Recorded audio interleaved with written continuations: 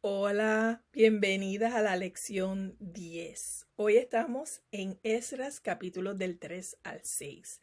Les recuerdo que nuestro próximo seminario compartiendo el Evangelio será el jueves 20 de noviembre a las 7 p.m. hora de Miami. Le pueden pedir el enlace a su líder de grupo. No se pierdan este gran seminario que las va a capacitar para poder compartir el Evangelio con toda esta familia con la que nos estaremos reuniendo en estas próximas semanas. Amadas, les confieso que en este año mi espíritu se ha abatido más veces de lo que quisiera contar. Desafíos, cargas emocionales de esas que te estrujan y te aprietan el corazón, pérdidas, mi salud, la salud de Nico, la salud de amadas muy cercanas a mi corazón, la salud de una amiga de mi hija que es como otra hija para mí, problemas con la casa, el carro, el trabajo, mi hermana y su situación, diagnósticos nuevos, en espera de resultados médicos, en fin, oportunidad tras oportunidad, de cosas de mucho peso, intensas, duras e inesperadas. Y tú dirás, oportunidad tras oportunidad, ¿de qué?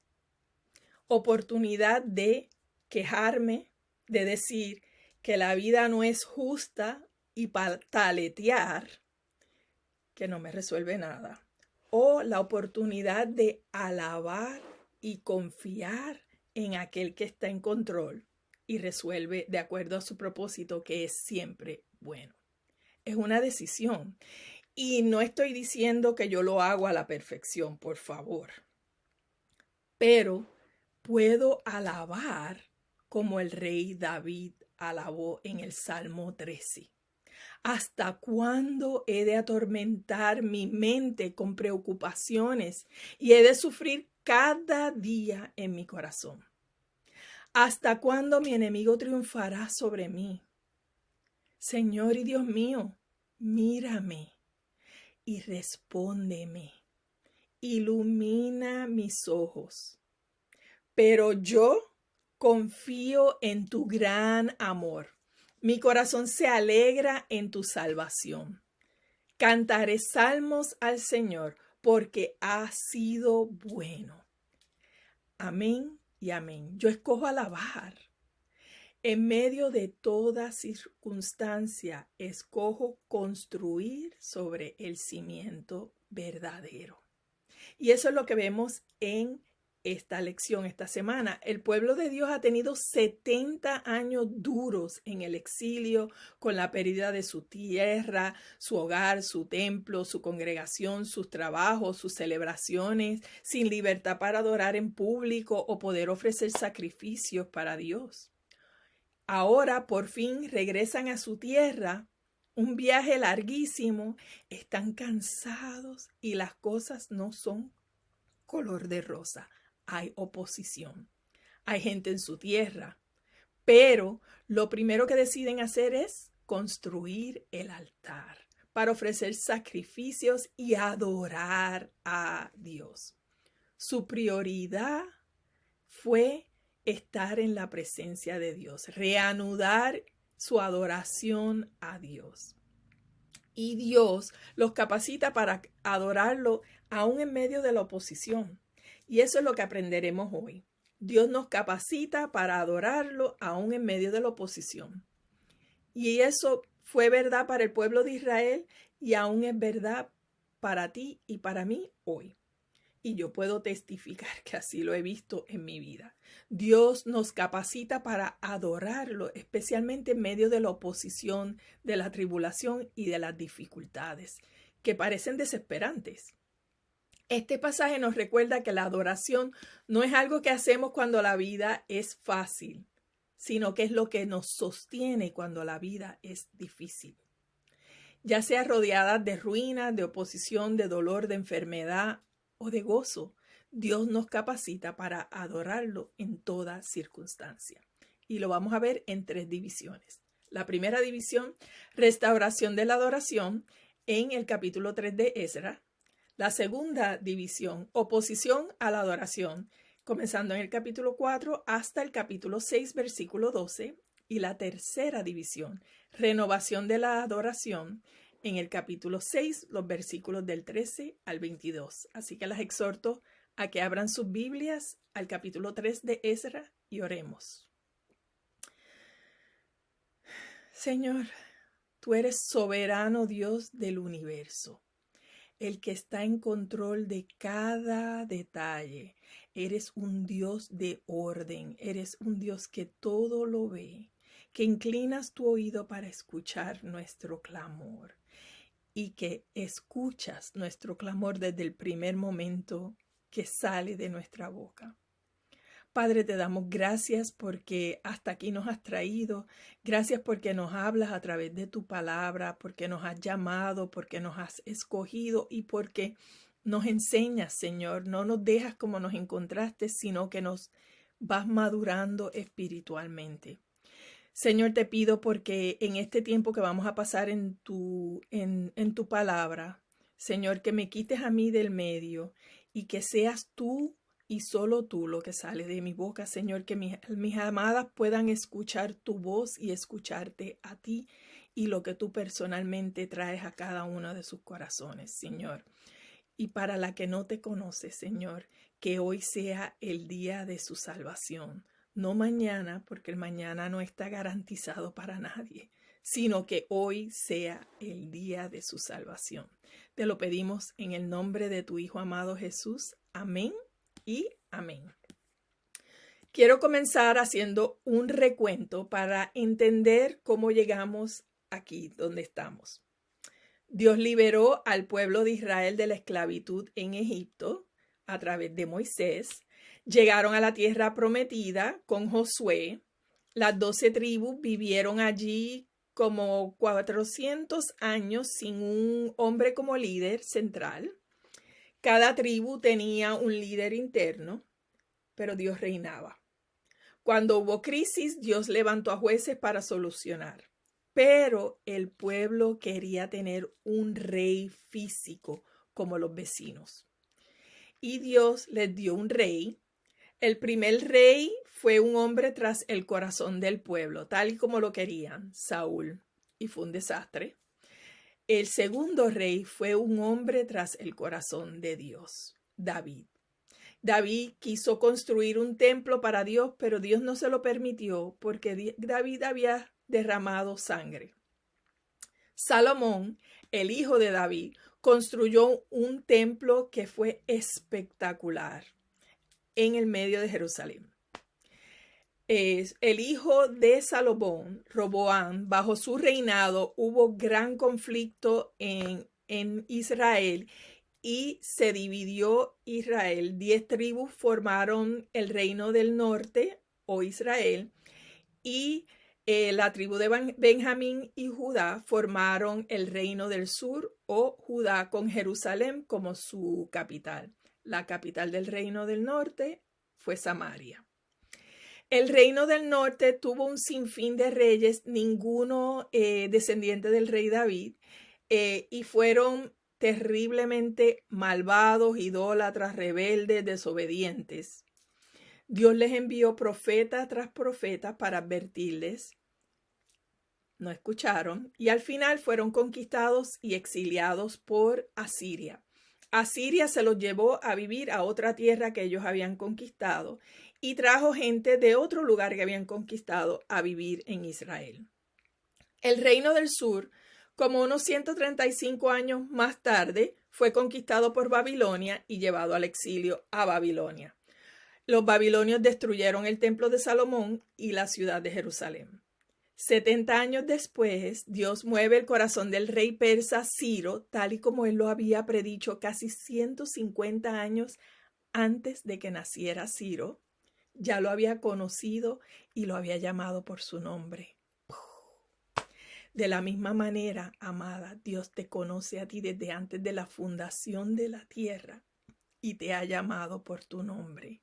Tremendo, ¿verdad? Bueno, volvemos. Ciro autorizó el regreso de Judá a su tierra Y en el séptimo mes, un mes importante para el pueblo, pues es el mes donde celebraban el día de la expiación, la fiesta de los tabernáculos y la fiesta de las trompetas.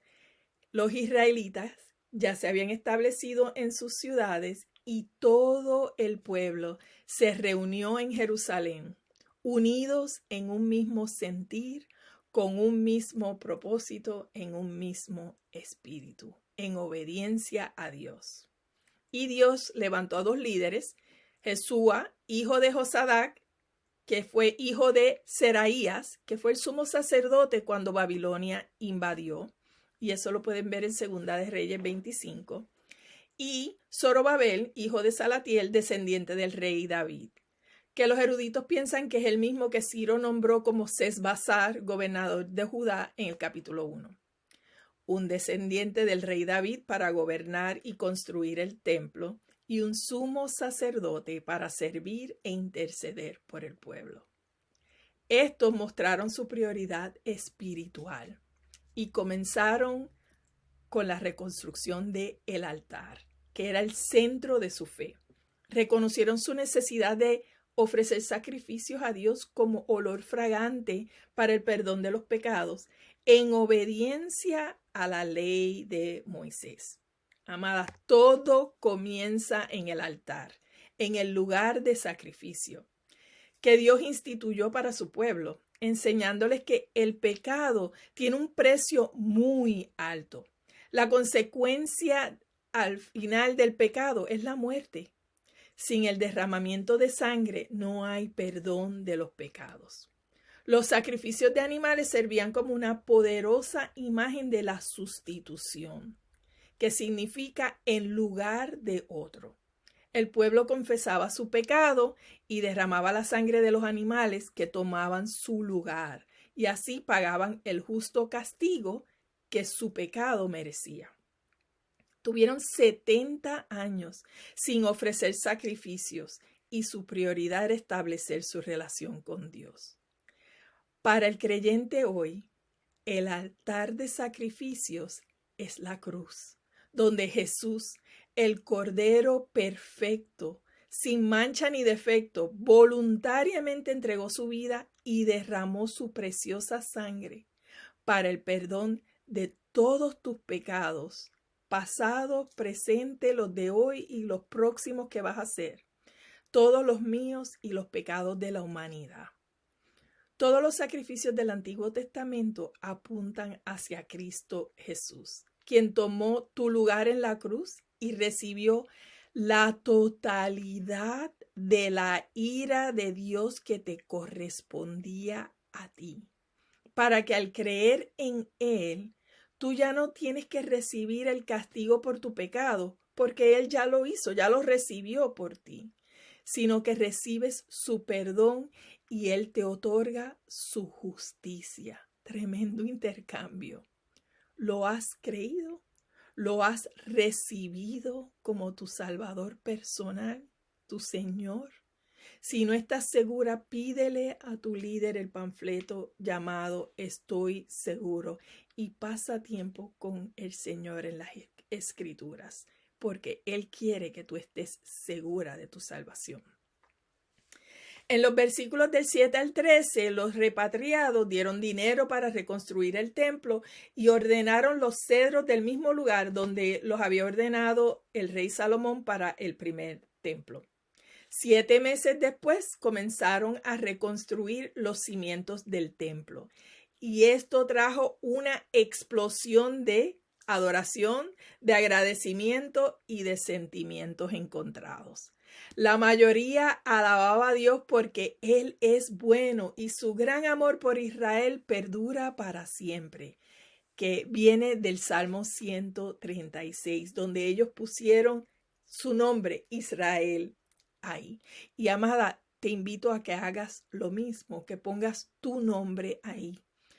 Él es bueno y su gran amor por Ana, Zuli, Yesenia, por Isabel, por Carmen, por Rebeca, por Camila, por Mayra, perdura para siempre. Pero algunos ancianos lloraron y quizás recordando el esplendor del primer templo, quizás recordando lo que habían pasado ahí, quizás recordando lo que habían pasado en los 70 años que habían estado en Babilonia. Y Dios nos permite hacer duelo por las pérdidas y exaltarlo a la misma vez, porque Él nos capacita para adorarlo en toda circunstancia. ¿Qué aprendemos en esta sección? Aprendemos que adorar a Dios en toda circunstancia es la postura correcta de un creyente y debe ser nuestra prioridad. Como el pueblo de Israel, el altar debe ser primero. La adoración es una ofrenda fragante al Señor y es un estilo de vida. Lo adoramos en agradecimiento porque Él es bueno cuando todo nos va bien. Lo adoramos en agradecimiento porque Él es bueno cuando las cosas no nos van bien. En medio del dolor, de la confusión, de la tristeza, de la espera, de la enfermedad, adoramos a Dios porque Él sigue siendo bueno. La adoración es vivir en dependencia de Él y por lo tanto en obediencia. Romanos 12:1 nos dice, por lo tanto, hermanas, tomando en cuenta la misericordia de Dios, ruego que cada una de ustedes en adoración espiritual ofrezca su cuerpo como sacrificio vivo, santo y agradable a Dios. Dios quiere tu todo. ¿Para qué? Para que lo adores y no te amoldes al mundo, sino que seas transformada mediante la renovación de tu mente. Cuando transformas tu mente, transformas tu corazón y transformas tu boca. Y compruebas que la voluntad de Dios es siempre buena, agradable y perfecta. La adoración a Dios como estilo de vida trae transformación. Dios nos capacita para adorarlo en toda circunstancia. ¿Cuáles son tus prioridades? ¿No estás segura? ¿Qué dicen tus actividades diarias acerca de tus prioridades? ¿Dónde inviertes la mayor parte de tus pensamientos? ¿Dónde inviertes la mayor parte de tu tiempo? Dios te llama a reordenar tus prioridades. En la segunda división, las circunstancias de los judíos comienzan a cambiar al comenzar a reconstruir el templo. La oposición se levanta de parte de la gente que estaba viviendo en Jerusalén. Esdras registra diferentes épocas de oposición durante esta parte de la historia judía, pero no lo hace en orden cronológico, como lo vieron en sus preguntas y como lo van a ver en las notas. La idea es mostrarnos cuánta oposición enfrentaron. Los primeros enemigos son enemigos de Dios porque saben quién es Él, pero se oponen a su soberanía y a reconocerlo como el único Dios verdadero, el único camino, la única verdad, la única vida. Ofrecen una supuesta ayuda, pero Zorobabel y Jesúa, con sabiduría y discernimiento de lo alto, no aceptan la ayuda. Y enseguida estos enemigos muestran que sus motivos no eran puros, porque enseguida se dedican a desanimar, intimidar y a sobornar. ¿Para qué? Para frustrar los planes de la reconstrucción del templo. Y al principio su estrategia funcionó porque la reconstrucción se detuvo por 16 años. Pero Dios no permitió que esta oposición temporera frustrara sus planes de terminar el templo, como vemos más adelante. Los versículos del 6 al 24 son como un gran paréntesis.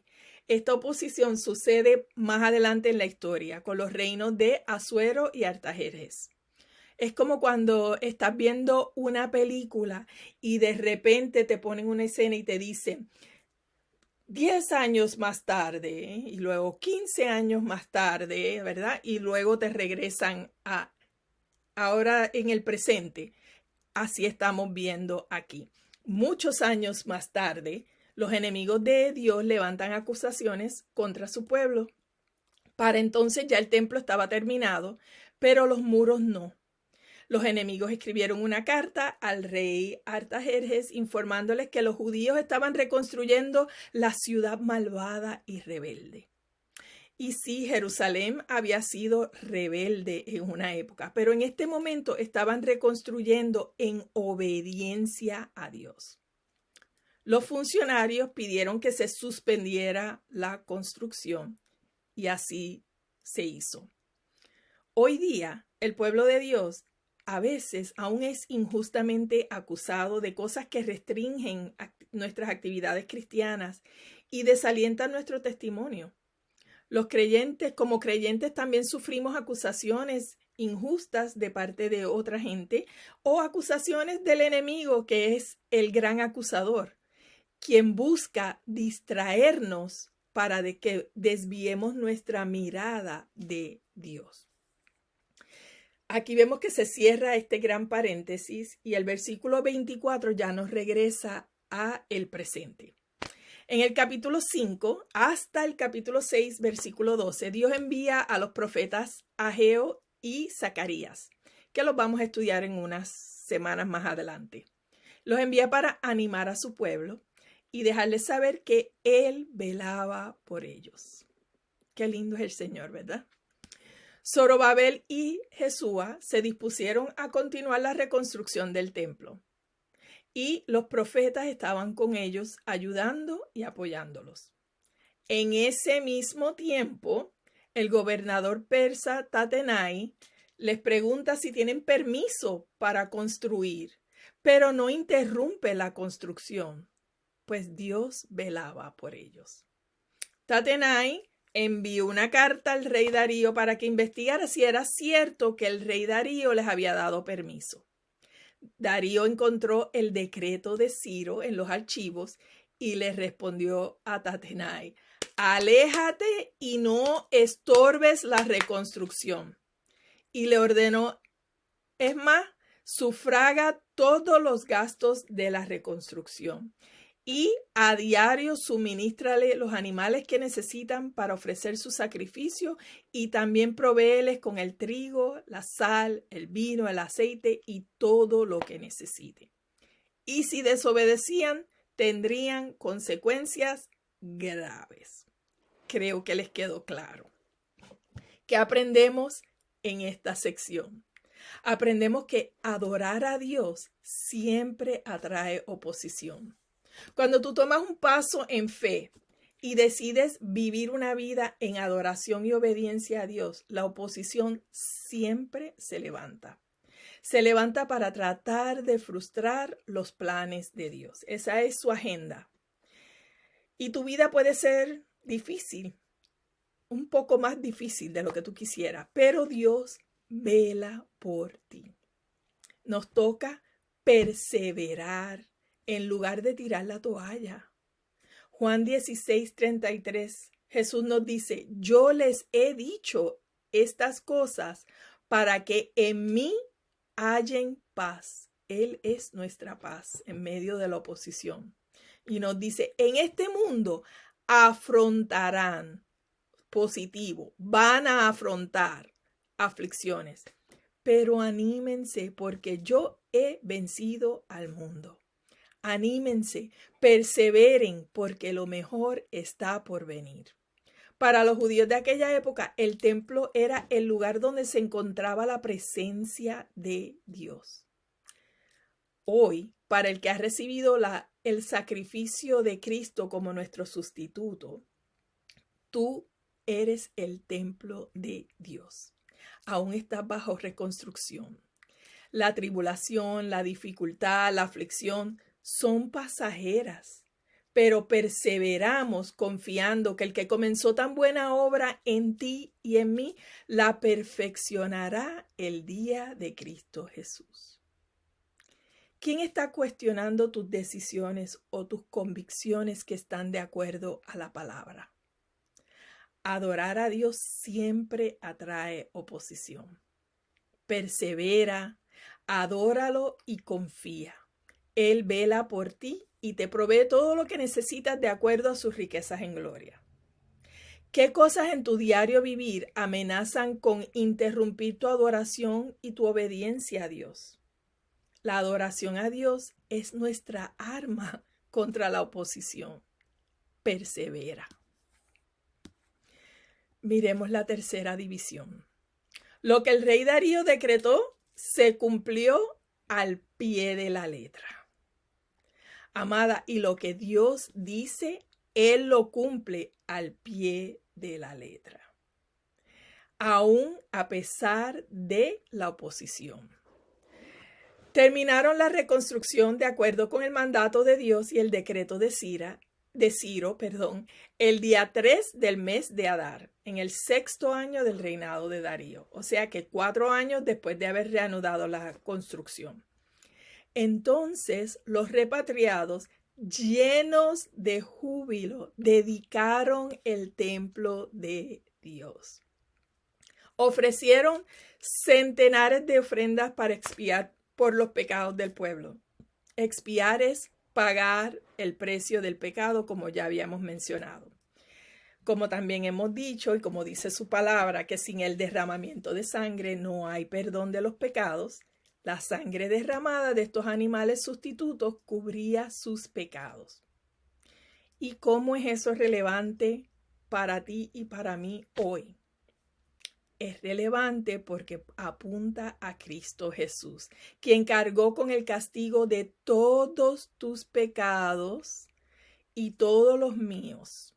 Y la totalidad de la ira de Dios por tus pecados cayó sobre Cristo en la cruz para que tú confíes en Él como tu Señor y Salvador y seas salva. Es un intercambio que nunca podremos entender por completo. Jesús llevó sobre sí la deuda por tu pecado y te otorga su justicia perfecta. Tremendo. ¿Cómo te propones reflexionar sobre la gravedad de tu pecado y la magnitud del sacrificio de Cristo Jesús? Su sacrificio voluntario como nuestro sustituto nos revela la profundidad de su amor por nosotras. Los repatriados celebraron la Pascua el día 14 del primer mes, de acuerdo a la ley de Moisés, recordando cómo el Señor pasó de largo sobre las casas de los israelitas en Egipto cuando la plaga de los primogénitos, porque ellos habían puesto la sangre de un cordero sin mancha sobre los dinteles de la puerta de sus casas. Jesús es el Cordero de Dios, sin mancha ni defecto, que derramó su sangre para tu salvación. ¿Has marcado la puerta de tu corazón con su sangre? Después de la Pascua, celebraron la fiesta de los panes sin levadura, que marcaba la pureza del pueblo. Celebraron que el Señor les devolvió el gozo de la salvación. Vieron de una manera tangible la fidelidad, el cuidado y la provisión de Dios, aún en medio de tanta oposición. Celebraron junto con todos los que se habían apartado de la impureza de sus vecinos para seguir al Señor, o sea, los que entregaron su corazón al Dios verdadero, lo que hoy llamamos los convertidos. Los que no se conforman al patrón del mundo, a la Babilonia actual. Hoy también los llamamos los nacidos de nuevo. Los que después de estar espiritualmente muertos, reciben el sacrificio de Jesús en la cruz, reconociendo que Él es tu sustituto personal y naces a una vida nueva en Cristo, una vida eterna, sellada por el Espíritu Santo, garantizando que eres coheredera con Cristo Jesús. Amén y aleluya. No hay mayor regalo que ese. ¿Qué aprendemos en esta sección, amada? que adorar a Dios nos llena de gozo por quien Él es. No por lo que recibimos de Él, sino porque conocemos su carácter, su corazón, su amor tan profundo que derramó su sangre por mí, su fidelidad que a pesar de mí misma me persigue, su misericordia, su paciencia a pesar de mi rebeldía, su perdón, su gracia que no me merezco, su compasión inagotable. Al rendirle nuestra vida en adoración, podemos ser partícipes de ese gozo, el gozo de la salvación que nadie nos puede quitar. La alegría es pasajera porque depende de las circunstancias y de nuestras emociones, pero el gozo perdura porque viene de Él y para Él. ¿Cuál es tu circunstancia actual? ¿Cuál es tu postura delante de Dios? Dios nos llama y nos capacita para adorarlo en toda circunstancia. La adoración nos sostiene cuando lo que vivimos es difícil. ¿Cómo lo adorarás de una manera diferente esta semana? Al final de la humanidad, los que han vencido las tentaciones de la Babilonia actual, del mundo, y han decidido vivir una vida de adoración a Dios porque han recibido el sacrificio de Jesús y cuyos templos aún están bajo construcción, entrarán a la nueva Jerusalén cuando Cristo regrese. Amén y amén. Amadas, oremos. Señor, gracias porque tú nos has escogido. Gracias porque nos enseñas, porque nos edificas, porque nos transformas, Señor, porque examinas nuestro corazón y nos ayudas a crecer espiritualmente. Ayúdanos a perseverar, ayúdanos a continuar adorándote a pesar de la oposición y las circunstancias. Y para las amadas que aún no te conocen, ayúdalas a abrir su corazón para recibirte, Señor, y que hoy sea el día de su salvación. Te lo pedimos en el nombre de tu Hijo amado Jesús. Amén y amén. Bendecida semana.